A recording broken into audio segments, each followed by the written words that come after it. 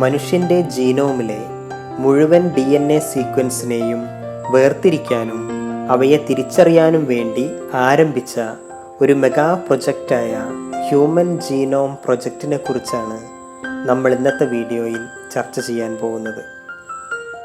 Molecular basis of inheritance എന്ന ചാപ്റ്ററിലെ അവസാന ഭാഗമാണ് ഇത്. എല്ലാ കൂട്ടുകാർക്കും ബയോസ്ട്രിപ്സ് മീഡിയ ചാനലിലേക്ക് സ്വാഗതം. ഹ്യൂമൻ ജീനോം പ്രൊജക്റ്റ് 13 വർഷം നീളുന്ന ഒരു വലിയ പദ്ധതിയായിരുന്നു. 1990 ആരംഭിച്ച് 2003 ഈ പ്രൊജക്റ്റ് അവസാനിച്ചത്. US എനർജി ഡിപ്പാർട്ട്മെൻറ്റും അതുപോലെ നാഷണൽ ഇൻസ്റ്റിറ്റ്യൂട്ട് ഓഫ് ഹെൽത്തും ചേർന്നാണ് ഈ പ്രൊജക്റ്റ് കോർഡിനേറ്റ് ചെയ്തത്. ഈ പ്രൊജക്റ്റിൻ്റെ ആദ്യഘട്ടത്തിൽ UK വെൽക്കം ട്രസ്റ്റ് ഒരു മേജർ പാർട്ട്ണറായിരുന്നു. പിന്നീട് ജപ്പാൻ, ഫ്രാൻസ്, ജർമ്മനി, ചൈന തുടങ്ങിയ രാഷ്ട്രങ്ങളും ഈ പ്രൊജക്റ്റുമായി സഹകരിച്ചു. അങ്ങനെ 2003 ഈ പദ്ധതി പൂർത്തീകരിക്കപ്പെട്ടു. ഹ്യൂമൻ ജീനോമിലെ മുഴുവൻ DNA സീക്വൻസുകളും കണ്ടെത്തുക എന്നതായിരുന്നു ഈ മെഗാ പ്രൊജക്റ്റിൻ്റെ ലക്ഷ്യം. ഹ്യൂമൻ ജീനോം പ്രൊജക്റ്റ് ഒരു മെഗാ പ്രൊജക്റ്റായിരുന്നു. ഈ പദ്ധതിയെ ഒരു മെഗാ പ്രൊജക്റ്റ് എന്ന് വിശേഷിപ്പിക്കാനുള്ള കാരണങ്ങൾ എന്തൊക്കെയാണെന്ന് നമുക്കൊന്ന് നോക്കാം. ഹ്യൂമൻ ജീനോമിൽ ഏകദേശം 3.3 × 10⁹ ബേസ് പെയേഴ്സ് അടങ്ങിയിട്ടുണ്ട്. ഇതിൽ ഒരു ബേസ് സീക്വൻസ് ചെയ്യുന്നതിന് ഏകദേശം $3 ആവശ്യമായി വരും. അങ്ങനെയാണെങ്കിൽ കംപ്ലീറ്റ് DNA സീക്വൻസ് ചെയ്യുന്നതിനുള്ള ചെലവ് ഏകദേശം $9 ബില്യൺ ആയിരിക്കും. ഈ $9 ബില്യൺ എന്നുള്ളത് തുടക്കത്തിൽ കണക്കാക്കപ്പെട്ട ചെലവാണ്. 1 ബില്യൺ എന്ന് പറയുന്നത് 100 കോടിയാണ്. ഇങ്ങനെ ഒരു സെല്ലിലെ കംപ്ലീറ്റ് DNA സീക്വൻസും കണ്ടെത്തിക്കഴിഞ്ഞാൽ ഈ സീക്വൻസിനെ നമുക്ക് ടൈപ്പ് ചെയ്ത് വയ്ക്കാൻ ഓരോ പേജിലും 1000 അക്ഷരങ്ങൾ വീതമുള്ള 1000 പേജുള്ള പുസ്തക രൂപത്തിലുള്ള 3300 പുസ്തകങ്ങൾ വേണ്ടിവരും. അതുപോലെ ഇത്രയും ലാർജ് ക്വാണ്ടിറ്റി ഡാറ്റ സ്റ്റോർ ചെയ്യാനും വേർതിരിച്ചെടുക്കാനും അനലൈസ് ചെയ്യാനും നല്ല ഹൈ സ്പീഡ് കമ്പ്യൂട്ടർ ഡിവൈസസ് ആവശ്യമാണ്. ബയോളജിയിലെ ഒരു പുതിയ ശാഖയായ ബയോ ഇൻഫർമാറ്റിക്സിൻ്റെ വളർച്ചയ്ക്ക് ഹ്യൂമൻ ജീനോം പ്രൊജക്റ്റ് ഒരു കാരണമായിട്ടുണ്ട്. ഇത്രയും കാരണങ്ങൾ കൊണ്ടാണ് ഹ്യൂമൻ ജീനോം പ്രൊജക്റ്റ് ഒരു മെഗാ പ്രൊജക്റ്റാണ് എന്ന് കരുതപ്പെടുന്നത്. അടുത്തതായി നമുക്ക് ഹ്യൂമൻ ജീനോം പ്രൊജക്റ്റിൻ്റെ ഗോൾസ് എന്തൊക്കെയാണെന്ന് നോക്കാം. ഫസ്റ്റ് വൺ, മനുഷ്യൻ്റെ DNA കാണപ്പെടുന്ന ഏകദേശം 20,000 മുതൽ 25,000 വരെയുള്ള ജീനുകളെ തിരിച്ചറിയുക. 2, ഹ്യൂമൻ DNA 3 ബില്യൺ ബേസ് പെയേഴ്സിനെ തിരിച്ചറിയുക. 3, ഇങ്ങനെ കണ്ടെത്തുന്ന വിവരങ്ങളെ ഒരു ഡാറ്റാബേസിൽ ശേഖരിക്കുക. 4, ഡാറ്റ അനാലിസിസിന് ആവശ്യമായ പുതിയ ഉപകരണങ്ങൾ വികസിപ്പിച്ചെടുക്കുക. 5, മറ്റു വ്യാവസായിക മേഖലകളിലേക്ക് ഈ ടെക്നോളജിയെ കൈമാറുക. 6, ഹ്യൂമൻ ജീനോം പ്രൊജക്റ്റ് ഉയർത്തുന്ന എത്തിക്കൽ, ലീഗൽ ആൻഡ് സോഷ്യൽ ഇഷ്യൂസിനെ അഡ്രസ്സ് ചെയ്യുക. ഇത്രയുമാണ് ഈ മെഗാ പ്രൊജക്റ്റിൻ്റെ പ്രധാനപ്പെട്ട ലക്ഷ്യങ്ങൾ. അടുത്തതായി നമുക്ക് ഹ്യൂമൻ ജീനോം പ്രൊജക്റ്റിൻ്റെ അഡ്വാൻറ്റേജസ് എന്തൊക്കെയാണെന്ന് നോക്കാം. ഹ്യൂമൻ ജീനോം പ്രൊജക്റ്റിൻ്റെ ഫലമായി ഹ്യൂമൻ ജീനോം സീക്വൻസ് ചെയ്ത് കഴിഞ്ഞാൽ ഓരോ വ്യക്തികൾക്കിടയിലുമുള്ള DNA-യിലെ വേരിയേഷൻസിനെ കുറിച്ചുള്ള അറിവുകൾ നമുക്ക് ലഭിക്കും. ഇത്തരത്തിലുള്ള അറിവുകൾ നിരവധി രോഗങ്ങളുടെ കണ്ടെത്തലിനും ചികിത്സയ്ക്കും സഹായകമായി മാറും. അതുപോലെ ഹ്യൂമൻ ബയോളജിയെക്കുറിച്ച് കൂടുതൽ മനസ്സിലാക്കാൻ സഹായിക്കുന്ന തെളിവുകൾ ലഭിക്കുകയും ചെയ്യും. ഇതുപോലെ മനുഷ്യനല്ലാത്ത മറ്റു ജീവികളുടെ DNA സീക്വൻസിൻ്റെ പഠനം വഴി ആ ജീവികളെ നമുക്ക് ഹെൽത്ത്, അഗ്രികൾച്ചർ, എനർജി പ്രൊഡക്ഷൻ തുടങ്ങിയ മേഖലകളിൽ ഉപയോഗിക്കാൻ കഴിയും. Methodologies of human genome project. 2 പ്രധാനപ്പെട്ട അപ്രോച്ചുകളാണ് ഹ്യൂമൻ ജീനോം പ്രൊജക്റ്റിനു വേണ്ടി ഉപയോഗിച്ചത്. First one, expressed sequence tags or EST. RNA ആയി എക്സ്പ്രസ് ചെയ്യുന്ന എല്ലാ ജീനുകളെയും ഐഡൻറ്റിഫൈ ചെയ്യുക എന്നതാണ് ഈ രീതി. 2, സീക്വൻസ് അനോട്ടേഷൻ. ജീനോമിലെ മുഴുവൻ സീക്വൻസിനെയും ഐഡൻറ്റിഫൈ ചെയ്യുന്ന രീതിയാണിത്.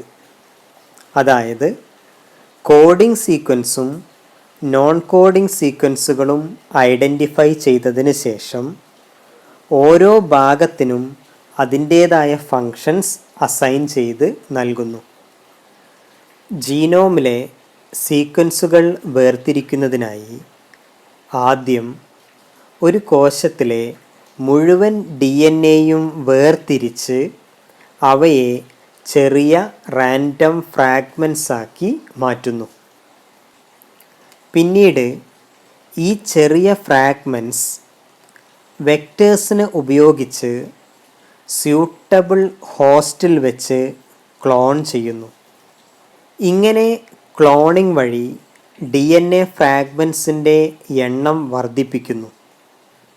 ഈ പ്രവർത്തനങ്ങൾക്കായി പൊതുവായി ഉപയോഗിക്കുന്ന ഹോസ്റ്റുകൾ ബാക്ടീരിയയും ഈസ്റ്റുമാണ്.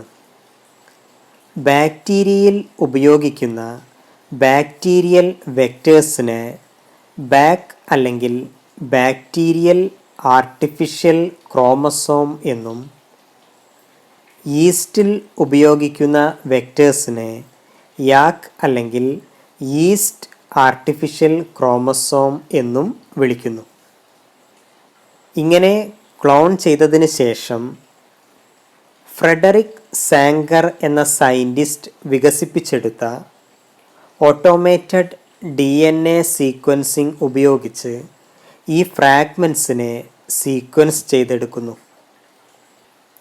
അതിനുശേഷം DNA ഫ്രാഗ്മെൻറ്റ്സിൽ കാണപ്പെടുന്ന ഓവർലാപ്പിംഗ് റീജിയൻസിൻ്റെ സഹായത്തോടു കൂടി ഈ DNA സീക്വൻസിനെ അറേഞ്ച് ചെയ്യുന്നു.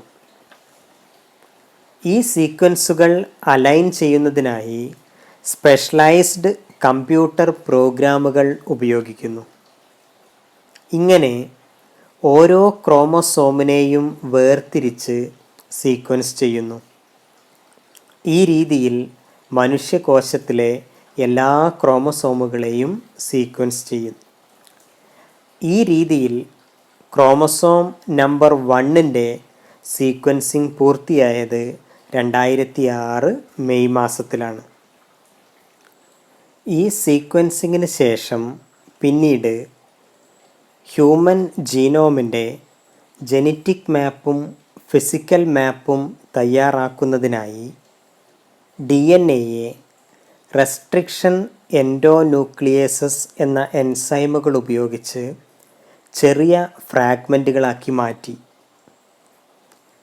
അതിനുശേഷം ഈ റെസ്ട്രിക്ഷൻ എൻഡോന്യൂക്ലിയേസ് റെക്കഗ്നീഷൻ സൈറ്റ്സിലെ പോളിമോർഫിക്കായ റീജിയൻസിൻ്റെയും അതുപോലെ ഈ DNA-യിൽ കാണപ്പെടുന്ന ചില റിപ്പിറ്റേറ്റീവ് DNA സീക്വൻസസ് ആയ മൈക്രോ സാറ്റലൈറ്റ്സിൻ്റെയും സഹായത്തോടു കൂടി ഈ പ്രക്രിയ പൂർത്തിയാക്കി.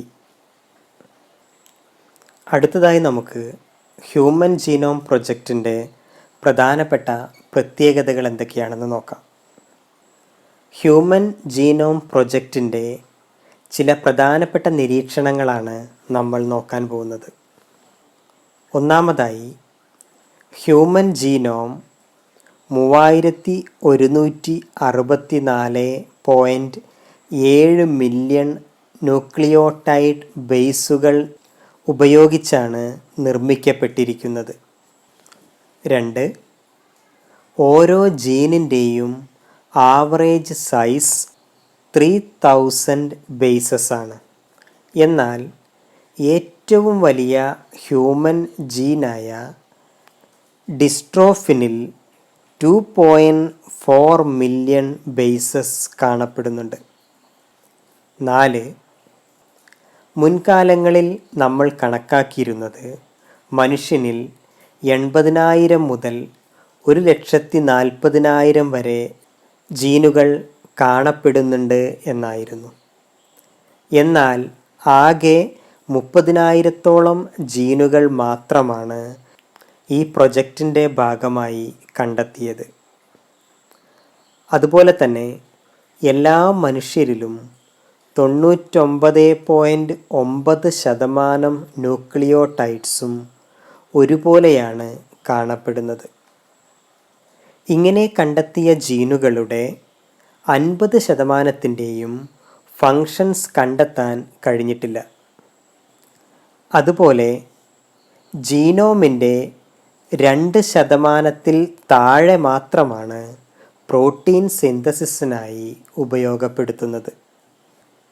ഹ്യൂമൻ ജീനോമിൻ്റെ ഒരു വലിയ ഭാഗം റിപ്പിറ്റേറ്റീവ് സീക്വൻസുകളായാണ് കാണപ്പെടുന്നത്. ഇങ്ങനെ ആവർത്തിക്കപ്പെടുന്ന ഈ repetitive sequence chromosome structure, evolution എന്നിവയിലേക്ക് വെളിച്ചം വീശുന്നവയാണ്.